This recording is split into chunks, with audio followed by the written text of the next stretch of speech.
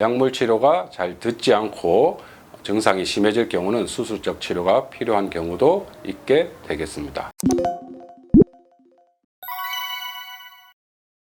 복막이란 것은 우리 배의 피부부터 해서 가장 안쪽 장기가 들어가기 전에 위치하고 있는 막을 복막이라고 하는데요.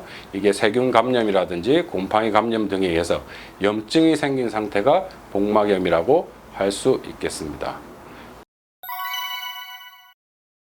복막의 원인은 세균 감염 또는 곰팡이 감염입니다. 장이 터지게 되면 장 내에 있는 세균들이 복강 내로 나오게 되고요. 이러한 세균 침입에 의해서 생길 수가 있고, 또는 이제 기저질환이 있는 경우, 간경변증이라든지 이런 질환이 있는 경우에 거기서 생기는 복수 이런 것들에 또 감염이 생겨서 생길 수가 있게 되고, 복막 투석을 하시는 경우에 관리가 잘 안 되어 감염이 되게 되면 복막염이 생길 수가 있겠습니다.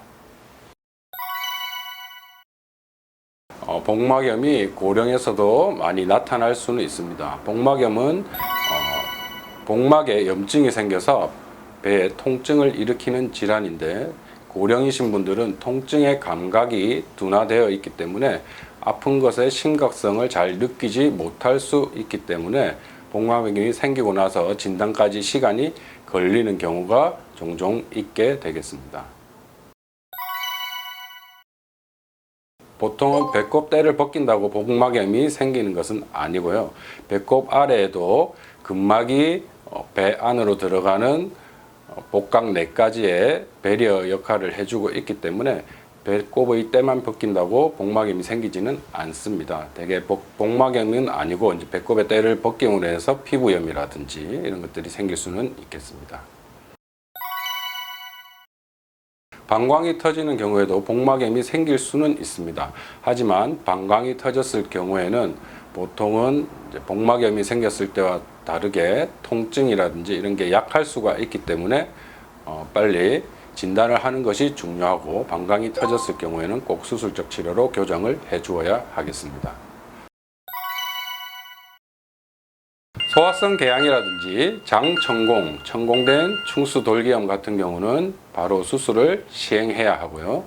대장계실염, 골반염 등으로 복막염이 발생했을 경우에는 약물 치료로 진행을 할 수도 있습니다.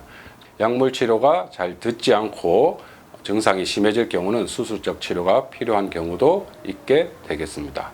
수술은 원인 질환에 되는 장기를 제거하거나 봉합하게 되고, 또 생리식염수 등으로 복강내를 세척하고 후에 항생제를 써서 염증을 없애는 방법으로 진행되게 되겠습니다.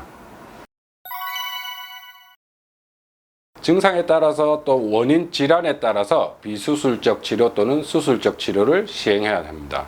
가벼운 감염증인 경우에는 금식하고 수액을 공급하면서 항생제를 투여하여 염증이 가라앉게 만들고, 수술적 치료의 경우에는 원인장을 제거를 한다든지 봉합을 하고 항생제 투여를 하게 되겠습니다.